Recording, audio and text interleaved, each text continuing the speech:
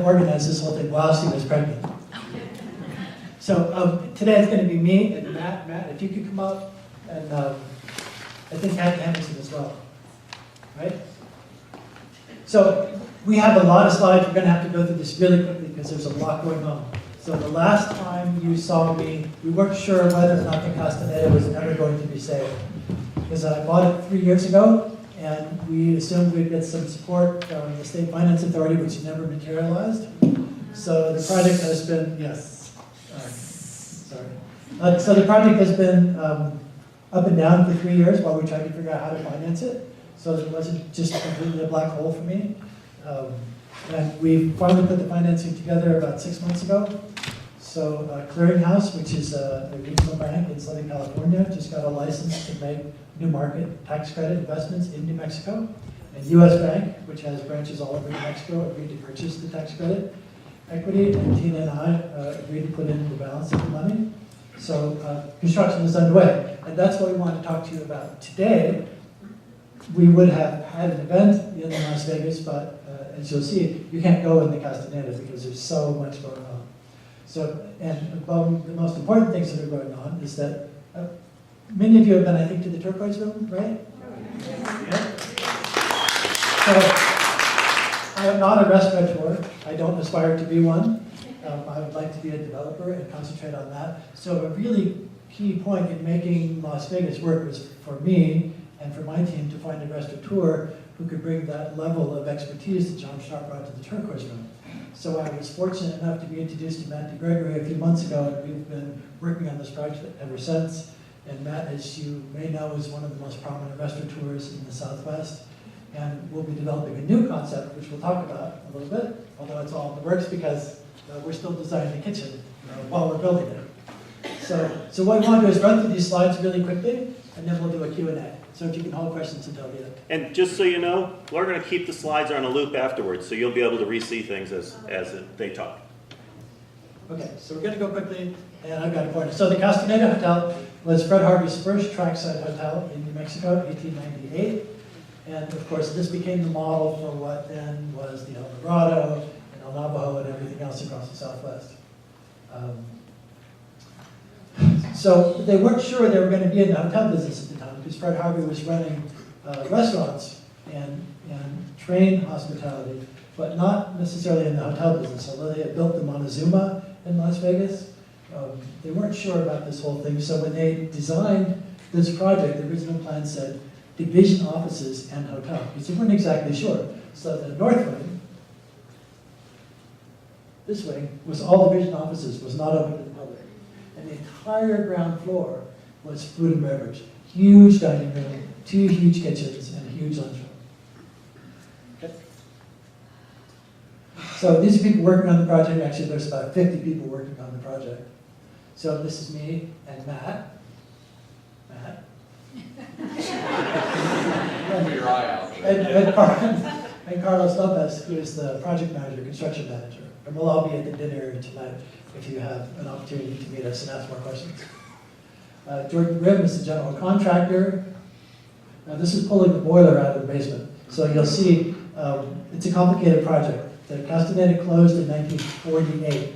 And unlike projects like La Fondo or the Grand Canyon, which have been undergoing renovation after renovation after renovation for all these years, nothing has happened here for 70 years. Oh, there's Matt with the hard hat. Matt, you have anything to say about that? You're building something. Unfortunately, it's a project that we never did, but we were at the grand opening for it.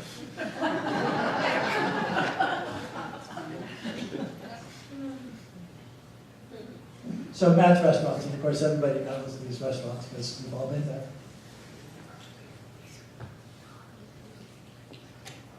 That's at the Freighthouse, which is located in Bernalillo, New Mexico. Interior of the Freighthouse.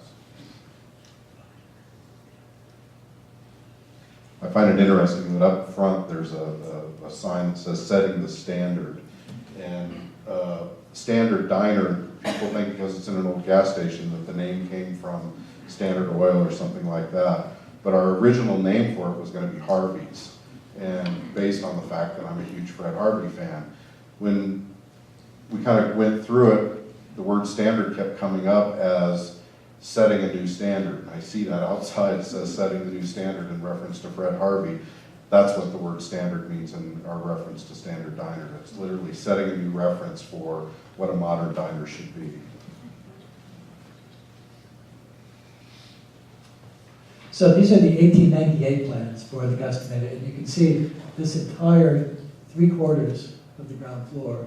Well, essentially the entire public ground floor was food and beverage. The north wing was just offices for the Santa Fe Railway. So you can see there were, you can see there were two kitchens. There was a kitchen and a lunchroom. There was a large billiard room, an enormous dining room which seated over 100 people. And this whole wing was kitchens. And the only Fred Harvey bakery left in the country is in this building. So there's laundry there, but actually it was built in this corner. So we've done many plans for the building to try to figure out how to reuse the project. So this was an early adaptive reuse plan. On that previous plan, you would have seen that there was only one bathroom, for example, and I'm not exactly sure how they pulled that off, but we had to put in 2 bathrooms here. The current plan has ADA standard bathrooms. We kept the current layout that's been there since the teens, and here we are laying out these enormous kitchens. Where there were offices on the first floor, now there are going to be 4 very large guest rooms and suites. There's only going to be 22 guest rooms in this rather large building. It's about 30,000 square feet with about 5,000 square feet of arcades, because all the guest rooms, as you'll see later, are going to be suites. It'll be bedroom, sitting room, and large bathroom. So the first thing that we had to do to start construction was to make the building safe to work in. So we had to do first all the environmental reports, asbestos, lead, and then once those were approved, we had to mitigate, which means take out all the pipes in the building. So when you restore an old building like this, essentially you keep the shell and everything else has to be replaced. So this is doing the asbestos mitigation in the basement. So everybody walks around in spacesuits and Geiger counters. This is mitigation in the bakery. There's lead paint throughout the building, so the best way to deal with lead paint is you either have to remove it or you encapsulate it. So in this case, we have about 200 beautiful historic windows, and we didn't want to replace them with modern windows. We wanted to actually rebuild all of those windows. So we have to first essentially encapsulate the paint in every one of those windows. So some of it's done in place, and many of the windows are actually pulled out of the walls and rebuilt. This is doing lead paint abatement in the back staircase. So this is the original lobby. This is probably a 1900s photograph. So it was at this building that the Fred Harvey Company worked out its model of doing a lobby, which was both a retail space and a circulation space to the dining rooms. So you can see there was a large retail in one corner. There was a hotel check-in desk. You can see there's a door back to the buffet, which was the lunchroom. And there was another retail counter on the other side. And Jenny Kimball started to do this now at La Fonda many years later, and they opened the Detour shop. This is the layout for what's going to be the lounge and the bar. So there was a large saloon, again with the ADA bathrooms and the new offices, and an elevator. For those of you who've been to La Posada and noticed that there's no elevator, someday, but we're doing one here now. This is the original lobby floor. So when we bought the building, it was all what's called RACM, residual asbestos containing materials. So we have to remove all of those kind of vinyl hybrid tiles. Under those tiles, there's a really nasty black mastic, which they laid the tiles on, and then under that is the original maple floor. So you can't just get to the maple floor, you have to put solvents on this mastic to dissolve it away to get to the floor. So we are restoring the original floors. Everything we can in the building, we're going to restore to what it was in 1898. We have many, many original light fixtures. We're going to take those apart and rebuild them. This is the dining room and kitchens. So this is the original Castaneda Hotel dining room. It was the finest dining room in northern New Mexico, much bigger than the dining room at La Fonda, for example. It was about the same size as the dining room at the Alvarado, for those of you who saw that before it was torn down in the 70s. So you can see the 108 people.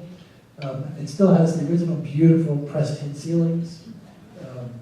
This wallpaper is from the 1970s, so that's going away. So first, we have to strip the building, or we have to strip the room back to what it was. So this is construction discussions now, and you'll see in some later photographs all this wallpaper is being removed. Now you're walking to the kitchens. I think this is the most, I don't know, Matt, maybe you felt differently. I think this is the most beautiful kitchen I've ever seen. High ceilings, extraordinary light all around. This is the original cast iron stove, which we're going to repurpose. I guess it's a range. And I can attest that those doors, when they're down, really hurt your shins. That stove is massive. I think the whole thing was like 14 feet long with the original hood. And it's just so impressive to walk into this building and see that that original equipment is there. When you walk into the bakery area and the baker's table is there, and the original mixer and the oven is spectacular, and the original refrigerators. You know, as a restaurant guy, I'm just like, oh my God, you know, there's no way you can use any of it, but it's so massive and so big and so beautiful, you gotta find a place for it. So we've worked some of that detail into the new layout. This is restoring the ceilings in the apartment. We actually have the original drawings of this really ornate pressed tin ceiling. It's terrible.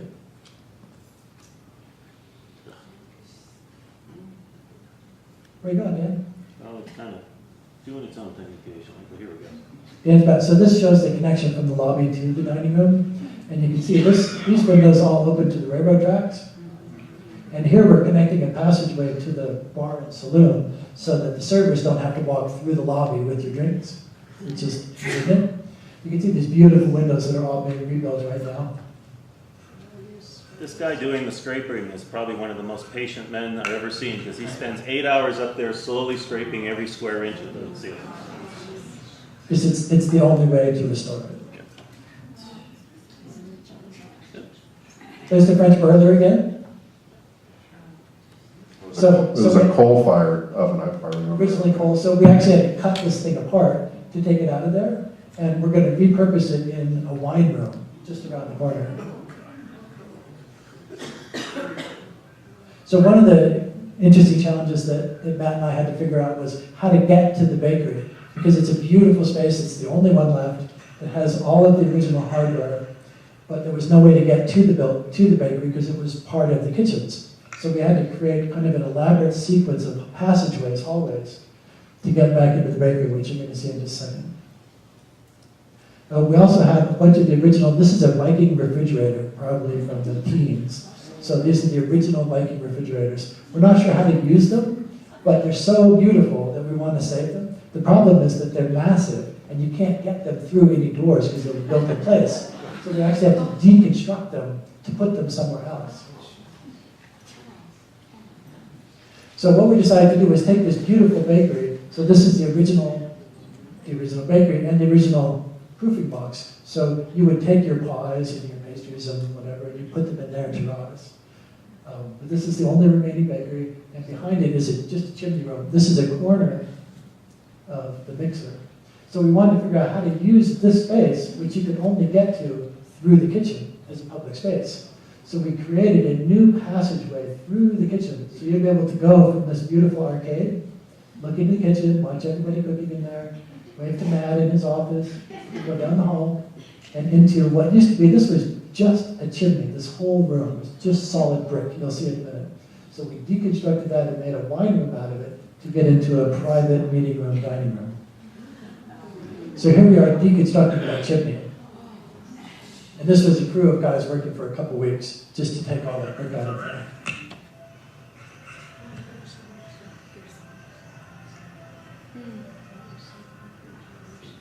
As a former pastry chef, I was just in awe of this space, and I kept saying, we have to make this a public space, but this is the oven. And I just can't imagine how hot it would have been working in that room. This thing is massive. I mean, 14 by 14. It's a whole room, yeah, just chimney. 14 feet high, all brick, and it was just a giant oven. And we had to take it apart, of course, one brick at a time, and then haul it through the windows. Across the street, this was the Harvey girls' dormitory, called the Rollins Building. And when we bought the Castaneda, that building also had been abandoned for a very long time. Now it belongs to the local DA and his wife, the district attorney, and they have just recently restored this entire facade, which is the most beautiful pressed tin facade in New Mexico. and they're going to rebuild that entire structure with apartments upstairs and offices downstairs. So there's a whole renaissance going around the Castaneda, just as there is at the Plaza on the other side of town. So at the Plaza, on the Plaza in Las Vegas, New Mexico, 9 new businesses have opened in the last 2 years, and 3 new buildings are under restoration also around the Castaneda. So this is kind of a before and after. This is where they're at right now with that room. So you can see now there's a door there through this massive brick wall that gets to a private bathroom for the private dining room. And when you turn the corner, this is where that incredible stove is going to go, the original stove, because it'll be part of the wine room. And now there's another door here that connects to this new passageway out to the arcade. So this is going to be about an 18-month construction project. So there's about 20 people there every day working on it now, which is why we can't get in now. Probably by January, there'll be at least 50 people working on the site every day. So it's a pretty massive project.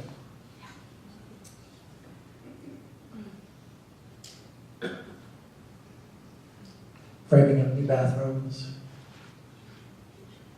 We're using all metal studs, so it's non-combustible, which is what Tina insisted on.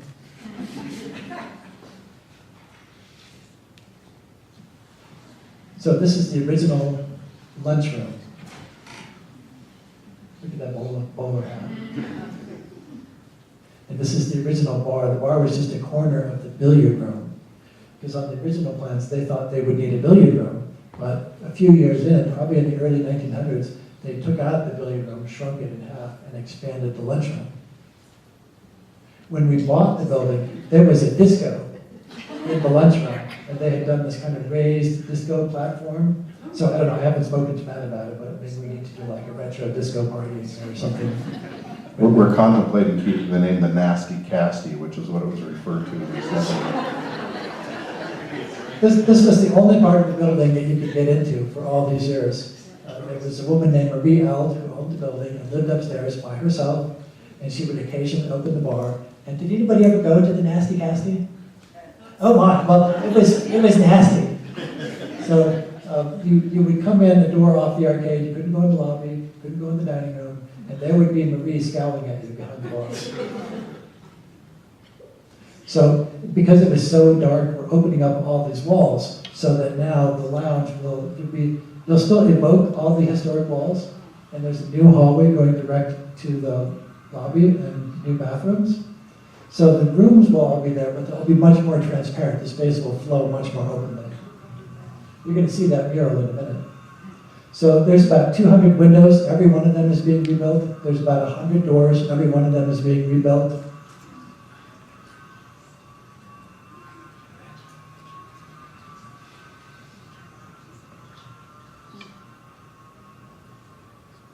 So after 3 years of struggling with banks and lawyers and accountants, I have to say this is a really joyful thing. And so for those of you who get a chance to come up there and take a tour with Kathy Hendrickson, it's really fabulous to go through the building. She can't tell you publicly she's doing tours. Oh, wait, I've done a couple. Now, this mural, we posted this on Facebook. It got 14,000 hits in one weekend. So we did not know that this mural existed.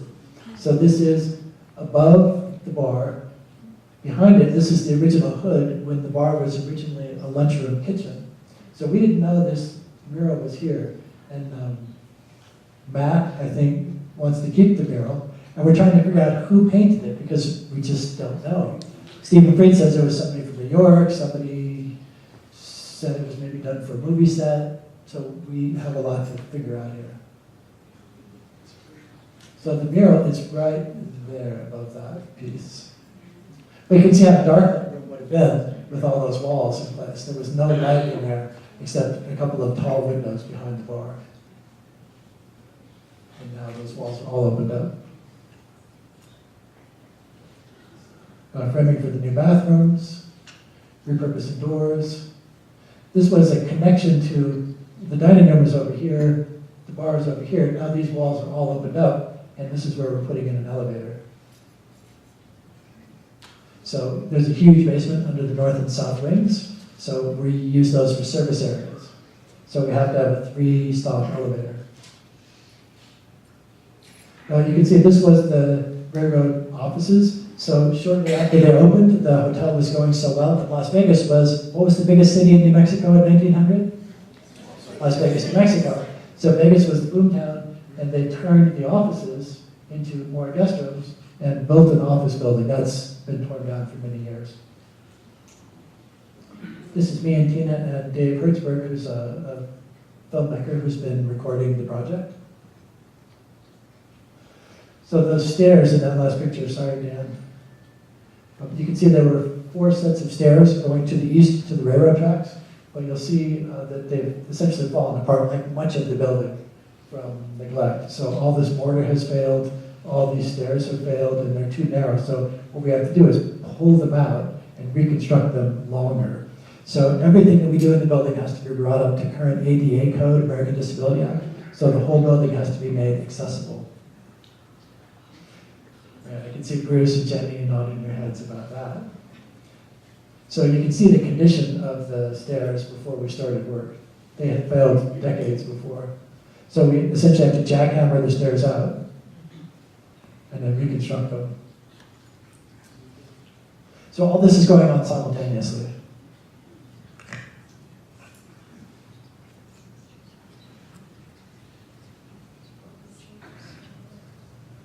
Where is he going?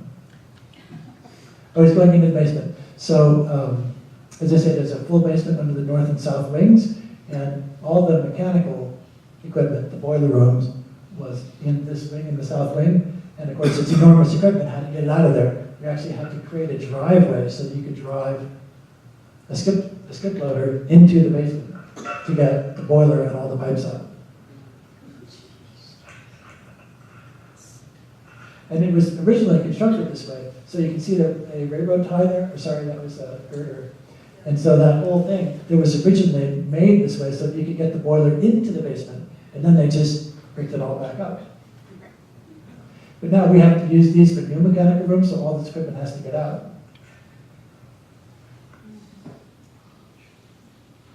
That's the basement in the south wing, new plans. So all this equipment has been removed now. And look at all these pipes.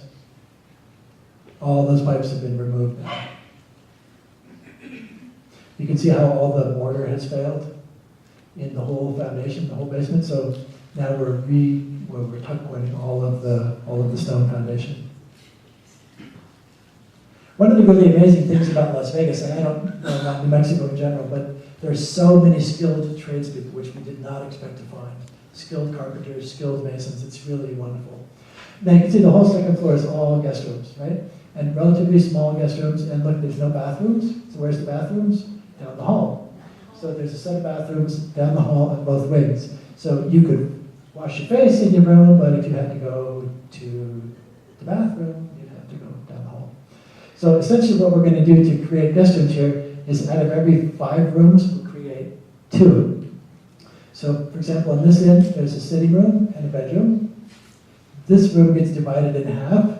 There's one bathroom for this suite and one bathroom for this suite, and then a bedroom and sitting room. So 5 rooms becomes 2, which is why we end up with 20 guest rooms. And then we also end up with 20 guest rooms because this is Tina's studio in the North Wing. So the whole idea, for those of you who know me and Tina, is that we live in the projects. I don't know where we're going to put Matt. But it's a 100-mile commute for me. Right. So the North Wing, this is the only part of the building where we took out the ceiling because Tina's a painter and we need a lot of light in the space. So the idea is that Tina and I will be our New Mexico residents.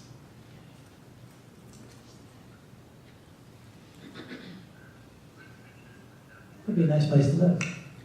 That's the office, I see. Yeah, yeah.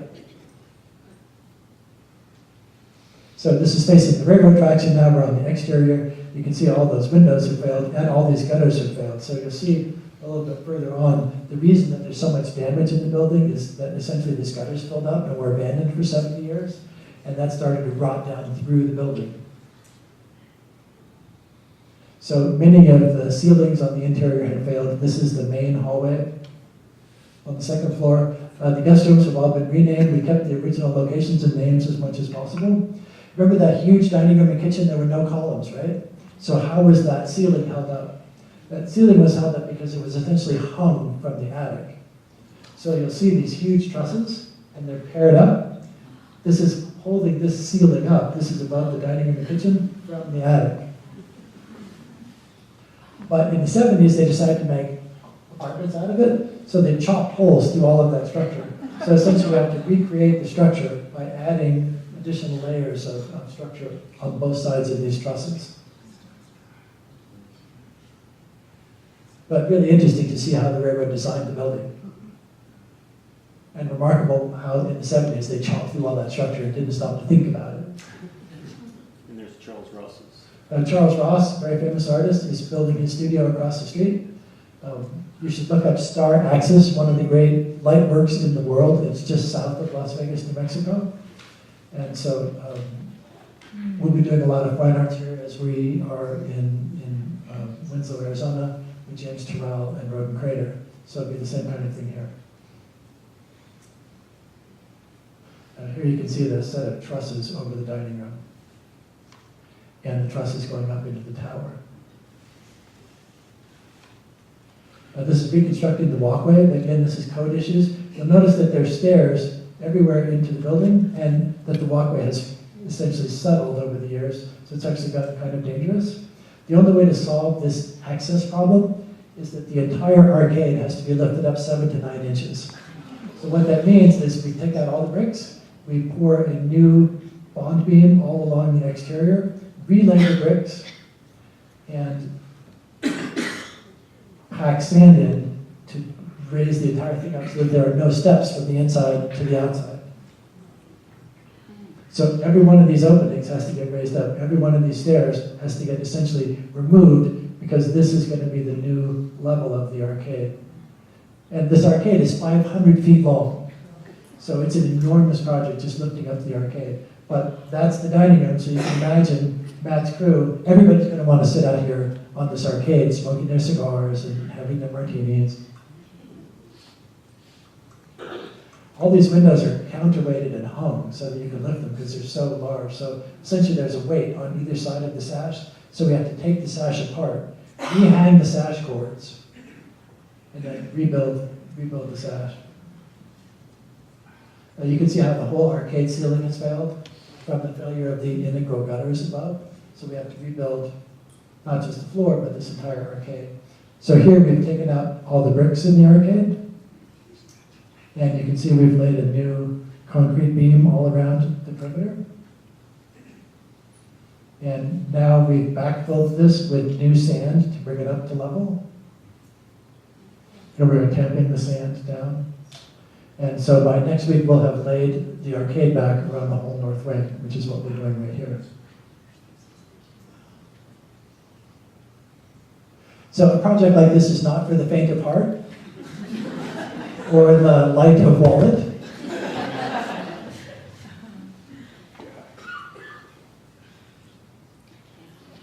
You can see that these are what are called the rafter tails. So the eaves all around the building where the gutters have failed.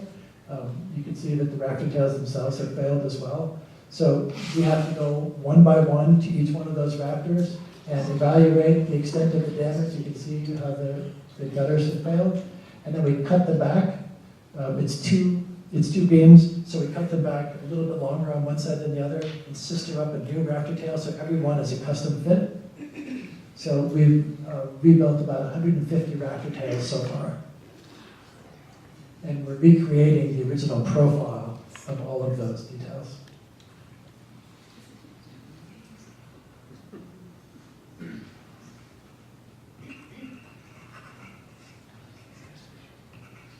And of course, when we're done, people are going to come and say, "Oh, you were so lucky to get a building in such good condition." But that's why it's good to remember this kind of thing, right? This is what it takes to save a building like this. These are new rafter tails being insisted on. And some of these we can restore, and others we've replicated this profile exactly. We build a little jig to make new ones. The original drawings are really beautiful. This was a Frederick Lewis Roerich building, and the only one he ever did for the Santa Fe Railway.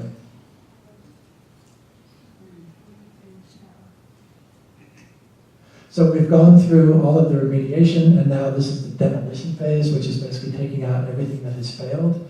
And the next phase will be a full set of construction documents, which we'll have by next week. And then we'll have the full permit so that by January, we'll essentially be reconstructing all the new elements, mechanical, electrical, plumbing.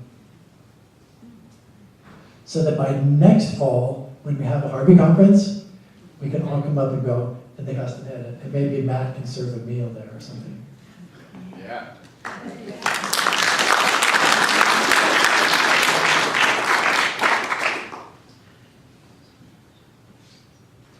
So we're rebuilding all of those exterior windows to all those beautiful bay windows. So everyone has to get taken apart and get reglazed. So Marie Eld, who owned the building for so long, had a complicated relationship with her neighbors, and she'd scream at them, and they'd throw rocks through her windows, and she'd board them up. So when we can, when there's original glazing, that beautiful wavy glass, we take it apart and reputty it and put it back together. And where we can't, we have to reglaze the windows. So yeah, these are all individually glazed. It's not a single piece with a mullion on it the way they build them now. And as you're doing color studies, so Tina's coming up next week and we're doing more exterior color studies. That's it. That's it. So we'd be glad to answer any questions.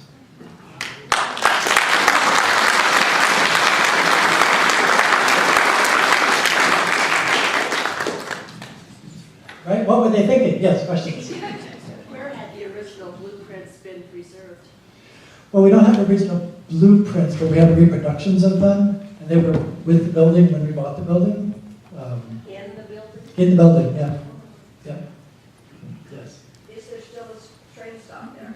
Amtrak stops there every day. This is on the Super Chief, the Southwest Chief, which goes between Chicago and Los Angeles. Anything from Albuquerque, Santa Fe? Well, this is interesting. So in Albuquerque, I don't know if you know about the steam train in Albuquerque. It's called the 2926. It's one of these huge Baldwin million-ton locomotives.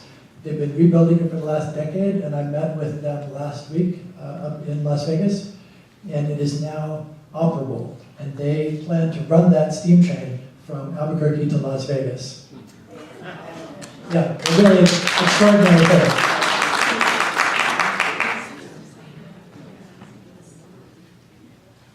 Yes, What Maureen. kind of work are you doing on the tower? Or So we're not sure. Repeat the question. Yeah, the question was, what are we doing on the tower? So the tower is really beautiful. There was originally a balcony off of the tower, but for some reason they never used it. It was just a little Juliet balcony. And they took it out and they put a laundry room in that space. So we are reopening that space, so there'll be like a little separate lounge on the second floor in the guest wing hall so you can get out onto the balcony, because everybody who does an event is going to want to go out there and take their wedding picture or whatever else. What's more interesting than that is the tower, because there's a spectacular view from the tower, so we're trying to figure out a way to get the public up into the tower, just like we did into the bakery. I'm sure there's a way, we just haven't figured it out yet. Right. when Marie gave me a tour, we opened the door and she says, and there's a ladder and you can climb up. Yes, there used to be a ladder and we took it out. We don't want people climbing up into the tower. Alan, what are you thinking about doing for retail? Are you going to do it like at La Posada where you have, registration desks in and around a shop, or? Yes, and we'll do retail, and Matt does retail as well. So we haven't really talked a whole lot about that, but I think there will be both food and beverage kind of retail, and books, and of course lots of Native American jewelry and pottery and things like that. Yeah. Yes, sir. On the steam train, will it use the same tracks as the Amtrak uses now? It will. So they're negotiating with Amtrak and BNSF Railway, who owns the right of way. Yeah, there's no freight that goes on that track anymore, so it should be pretty straightforward. Yes. Yes, please. A lot of times when they tear into buildings and stuff, people will find interesting things in the walls or writing or something like that. Did you find that? And the second question is, what kept it from meeting the same demise as a lot of other Harvey places that just are not on the map anymore? Well, the most interesting things were kind of the megafauna, like that huge oven and the and the walk-in refrigerators and things like that. That I'm really surprised the previous owner sold off all the furniture. When she got it, it was fully furnished. So what we hope, like at La Posada, is that we'll get a bunch of that stuff back. But we are fortunate, as Matt says, to have a bunch of that original kitchen equipment, which we'll use for display. We have found a number of little objects, like matchbooks, and we found a Fred Harvey monogrammed pen and some little things like that. But for the most part, that building has been unoccupied, essentially abandoned for 70 years. So there's been a lot of vandalism, there have been people living in the building, a lot of damage. So anything that was in the building was long since removed. The only reason it's still there was that this woman lived in the building. And that, I think, saved it. So although she was a complicated person, the prior owner,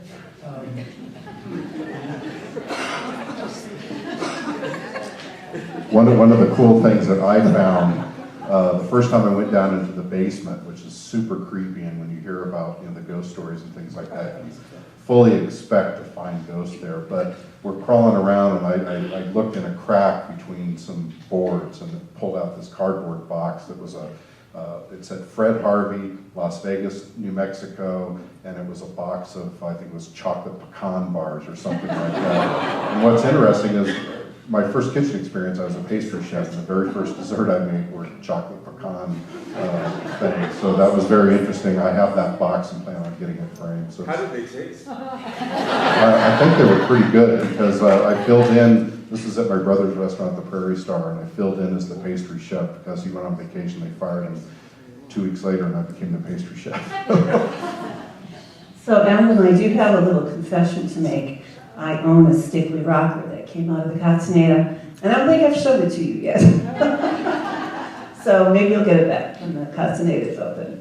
But yeah, Marie, I went to the estate sale when Marie had, and I snuck a few pieces out of there. But the Stickley rocker is the best. So. there was a room in the basement when we bought the building that was just covered with cobwebs, and we weren't sure how to get in there. When we opened it, it was like going into King Tut's tomb. It was just covered with layers and layers of dust. And that apparently had been a workroom. So there was a bunch of broken furniture in there, original Fred Harvey furniture, all in tatters. But it was really interesting to open that up and to see, they thought maybe 7 years ago that they would come back and restore that furniture. So we have all those pieces that we can use kind of to evoke design in the new furnishings. Yes? I have a question for Kathy.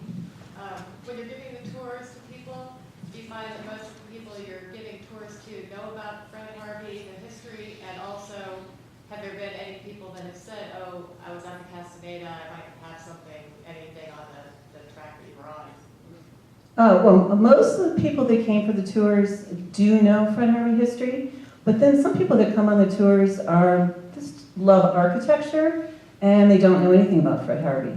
So it's really fun, because then you can tell them a little bit about the Fred Harvey history as well. And what was the second part about? Just if there's people who have their own history, if they were Harvey girls, or they ever went to the Castaneda, they might know something about it. I have met so many interesting people on the tours. I think that's been the most fun. I met the man who owns the Harvey car. I think it's the only one around, the one that's in Williams, Arizona now.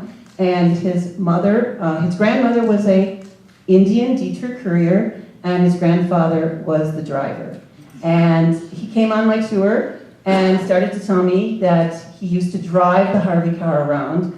And of course, I called Alan. I think you were at the hotel that day. And we got to talk about the car. I just met so many fascinating people. A lot of people that relatives were, Harvey girls or couriers. So yeah, it's been really fun to meet a lot of interesting people.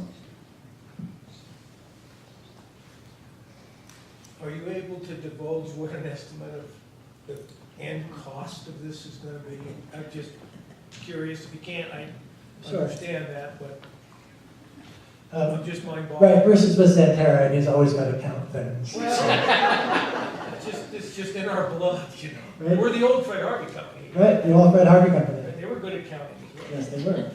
So our estimate for this project is $8.5 million. That's the purchase and restoration of both buildings. Really?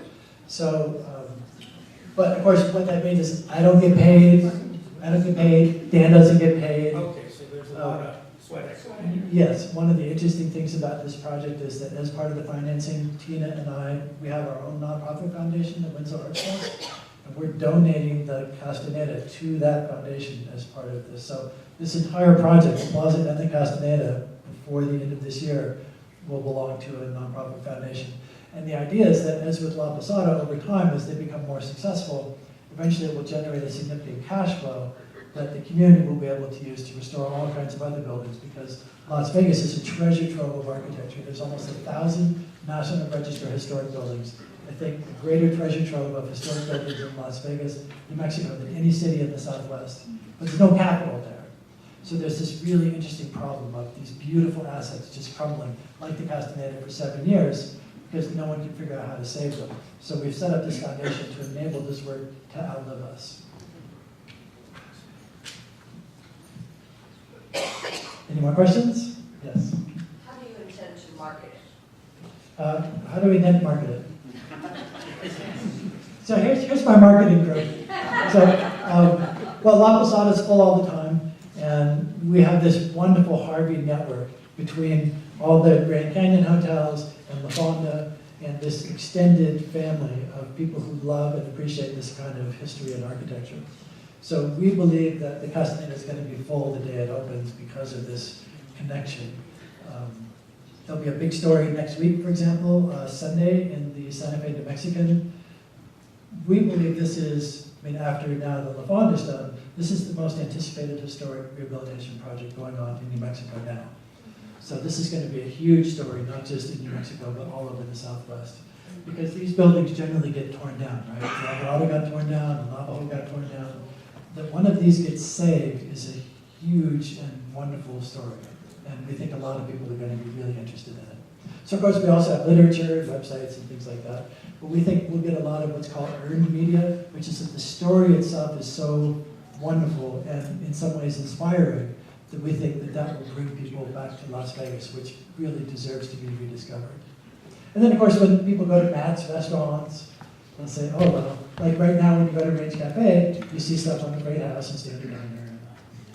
Yeah, the Range kind of just grew organically. Our very first location in Bernalillo 25 years ago started in a little 56-seat old funky adobe, and we were so busy the first day that we ran out of food and couldn't open for dinner. And it's just grown for 25 years, and we now have 7 restaurants. And I think if we just do the right thing, this is obviously the right project, and this building definitely needs to be restored. The right person's restoring it. The word of mouth alone is advertising gold, and I think as long as we take care of the guest and the Fred Harvey tradition, people are going to flock to it. 20 years ago, I took my mom to Las Vegas, and she said this place is 20 years too soon. It's not ready yet. 10 years ago, I went, and it was the same thing. It's ready now. Las Vegas is an absolutely amazing little town. It's beautiful. It's got all the right things for tourism. And I think this project is going to put it on the map. And the Castaneda, of course, you can see from I-25. You can see it from the freeway, which is something that none of these other Harvey properties has. Do you have a name for the restaurant yet? The current working name is Harvey's at the Castaneda. I think that fits. It's definitely a tribute to him. It's such a magical building, and you just feel the presence of what it was when it started. And I think we have to honor that in some way, shape, or form. The area where the bar is, thinking about calling it the lunchroom because that's what it was. And we're thinking about keeping the little 5-hole posts that are in the floor where the actual lunch counter chairs were. So it's just really keeping that history and not trying to bastardize it anyway and really playing it. New suggestion. Harvey House instead of Harvey's, maybe. Would you consider it? It's certainly considered. I think the legal use of that name, we have to get over that hurdle. You won't find out. That's Xanterra and Harvey's. So It's a hurricane. yeah, we'll negotiate. But you know, Xanterra's been really great to work with. So when we figured out how to reproduce the original Mary Colton Vibranium china. Santera was really gracious with that. And we worked with the Santa Fe Railway and worked with the Harvey family. So everybody wants these stories to be told. The whole resurrection of the Fred Harvey history is one of the great stories of the Southwest.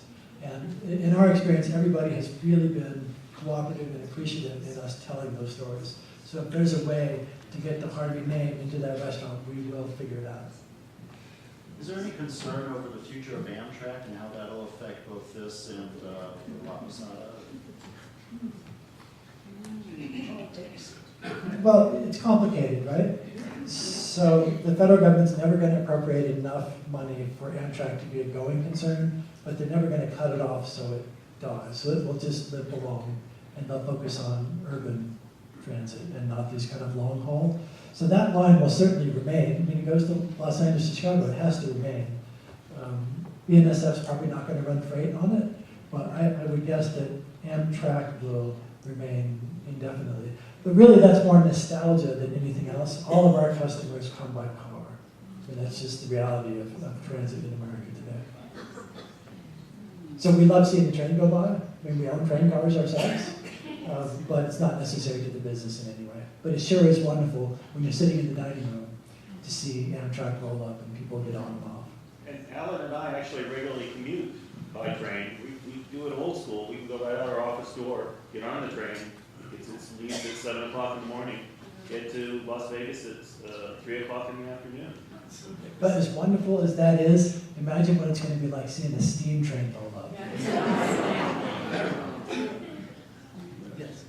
Allan, what's the rest of the timeline look like? So the new market tax credits will fund in late November, and then we have to spend the money in 18 months. So that's why we're trying to make the construction go as quickly as possible. So we not only have to build it, we have to furnish it and get it ready to operate by late 2019. So for those of you who've been to La Posada, you know we never stop building things, right? So even now, we're building an arts complex in the old train station in Winslow. So it'll be open, but it will be evolving because for many years we're going to have to acquire furniture and build up the business. But the intention is by late 2019. Plaza's already open. You know, the Plaza's a 70-room hotel. It was the fanciest hotel in New Mexico when it opened. Beautiful building. So the idea is that those two buildings, the Plaza and the Castaneda, book into the historic districts of Las Vegas. So the idea is you can come and stay at either one. The food and beverage operation will be bigger at the Castaneda, but there'll be more guest rooms at the Plaza. So they'll kind of work together. And hopefully we'll have the food and beverage at the Castaneda open prior to rooms being done. Yeah, so basically as soon as Matt's ready to start serving, we'll start serving. We have 2 full liquor licenses, which is, as you may know, in New Mexico is very valuable commodities, and they're just sitting there. So we could essentially, as soon as we had public bathrooms in there, as soon as we built those bathrooms, if Matt wanted to set up the bar and bring Marie back in the nasty casket, we could do it. Yes. I read that Roosevelt was responsible for all of the fine crystal and china and silverware for the entire Harvey network. Is that correct? We didn't hear the question. Harvey family members, that's kind of a question for you. There were stories that much of the china and silver and crystal for the Harvey chain was at one time housed at the Castaneda, and I've read that as well. But I've never seen any particular evidence for it. Harvey's are all shaking their heads. Allan, isn't there, I did read there was a $200,000 silver service that was housed in the Castaneda, and then taken on the train with a Harvey girl to other hotels when a dignitary or someone. So there was a Coca-Cola bottle in Right, yeah. Where is that $200,000 silver service? We've run the slideshow through twice, so I'm actually just putting up some historic photos of Las Vegas. It'll give you a sense of some of the other buildings there too. And old man, this is Teddy Roosevelt on the plaza at the Castaneda. That was one of the really cool things that a couple months ago, I went up on a Saturday and I really need to figure out the layout of what the floor plan was going to be, and it's much better to see it inside the building than staring at it on a piece of paper. So I was the only one in that entire building for about 2.5, 3 hours. And being able to stand on that spot where Teddy Roosevelt was standing was just, I mean, it's inspiring. And then the train pulled up while I was there, while I was standing inside the dining room, and you could just envision that 200 or 300 people coming off to have a meal all at once. And it's just incredible. I mean, I hope everyone gets a chance to experience this building at some point. In the back.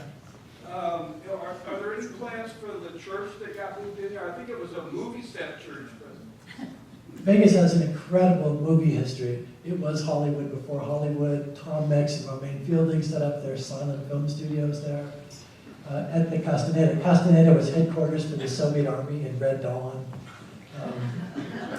Last year they filmed an episode of House of Cards. They're always filming there.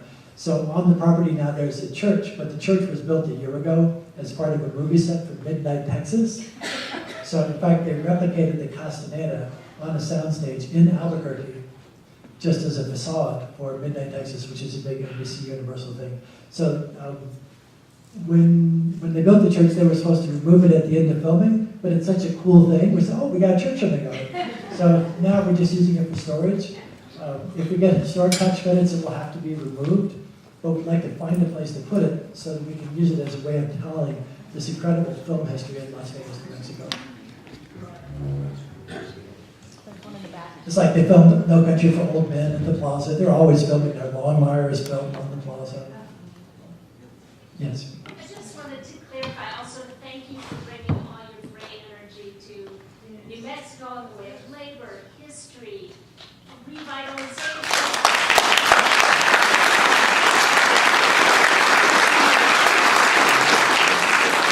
So a regular person like me, staying at a suite, like when I first went to Posada, I stayed there for $99, it was this little room. So I'm just wondering, is it a place I'm going to visit, or would I actually be able to stay in one of these 22 rooms, or how do you see that? Yes. So we are going to do the same thing here that we did at La Posada. You can still stay at La Posada for $119. I think it's probably more expensive to stay at the Grand Canyon or La Fonda. But we're trying to make this as accessible as possible. And we'll do the same thing at the Plaza at the Castaneda. You can stay at the Plaza now for $79. You'll be able to stay at the Castaneda for I think $109 when we open for a suite. So it's going to be really special. And what we hope is that when you stay there for rates like that you go and spend a lot of money in the restaurant or the bar and buy something in the shop. And our intent with the restaurant actually is not, we're probably, we are taking over the food and beverage at the Plaza as well. We'll probably put the Range in there. So that'll be a medium price thing. Obviously, it would lend itself to being a more expensive restaurant, but we're really going to try and focus on providing really quality food for a very reasonable price. So it's, that the people of Las Vegas can come and enjoy it as well. Yes. General aviation enthusiasts here in New Mexico like places to go. I encourage them to go to Winslow a lot. A limitation of Winslow, and I anticipate it being a limitation here, is reliable transportation from the airport to the hotel. That's by Kathy Hendrickson, sir. So you're right, that's a big issue. Is this Richard Perry? It is. Hi, Richard. So Richard and I have been talking about it too already. And, as far as transportation goes, I'm not sure how we're going to do that yet. Depends. You told me there would be quite a few people coming. How many did you say? Maybe 50? Hope to get as many as 40 aircraft coming in. Yeah. Well, we'll rent a bus. That's what we'll do. Right. So the city does have, Las Vegas has a shuttle that runs from the train station, but it will be an issue for sure. One or two people coming in, we've always figured out a way to do that. Now Winslow has a taxi service, Las Vegas now has a taxi service, but for volume, that's another business, and it's going to be a tricky one to solve. What we hope to do, of course, is not be the only entrepreneurs. What we hope is that we can be a catalyst. And so if we can bring a lot of people into Las Vegas, there'll be reasons for other people to start other businesses like a transportation business. Does Uber or Lyft exist in Las Vegas? Not to my knowledge. No Ubers right now, no. We do have the taxi and we do have Meadow City, but they only run during the day. The taxi, though, does run, I think, in the evening. But if we had something like your group coming in, we'll figure something out. You should get a Harvey car. We've been trying. Yeah. In fact, Bruce has one. Yeah, And it's now operating, it works. I've been trying, Xanterra has a Harvey car, I tried to get it from them for a decade, and it got to the point where they wouldn't even let me look at it. How about some lowriders? Right? So particularly in this museum, right, the New Mexico History Museum, thank you for hosting this event. This is a really great thing. Meredith, Andy, thank you guys. There's a tremendous lowrider culture in New Mexico, and epicenters are Espanola and Las Vegas, which has a bunch of really fabulous body shops. It's a really interesting art form. And in fact, I think when they did a show here of lowrider culture recently, there were a couple cars from Las Vegas, New Mexico. So that would really be something if a whole bunch of private planes fly in and they're all met at the airport by a whole fleet of lowriders.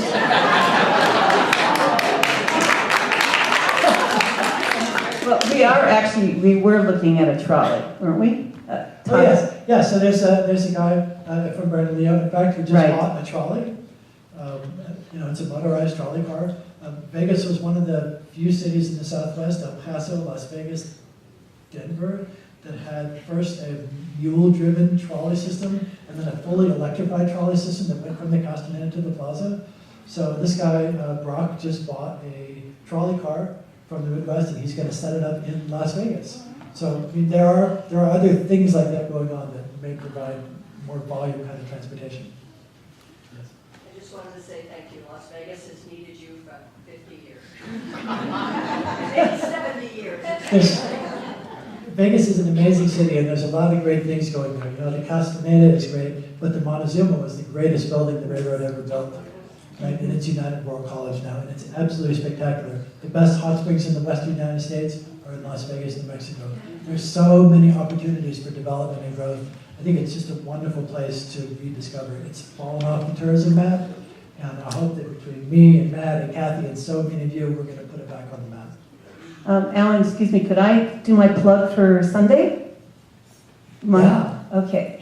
So I want to invite everyone here to come Sunday, celebrate, continuation of celebrating of the Fred Harvey weekend. Southwest Detours, which is my personal business, is going to be offering tours up at Montezuma from 10 to 1, and some of the Las Vegas Harvey girls will be there, so you'll get to meet them, and they'll be doing tours. We'll be doing tours every half hour from 10 until noon will be the last one.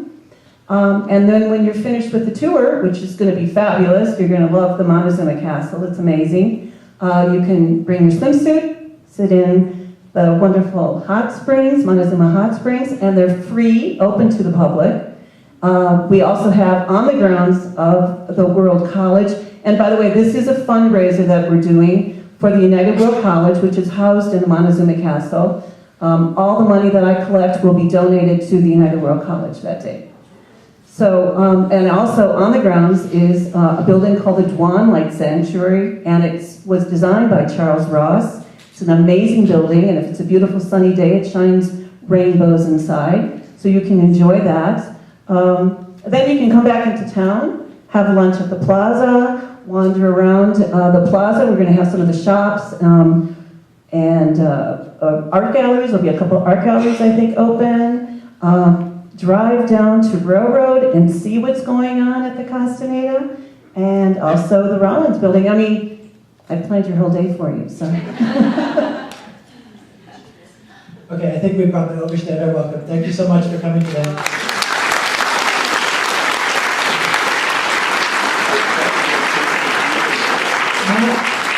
Matt and I will be at the dinner tonight, so if you have more questions or you want to introduce yourselves, particularly like Harvey family members, it'd be great if you could introduce yourself to Matt, and we could talk a little bit more about that history. Thank you.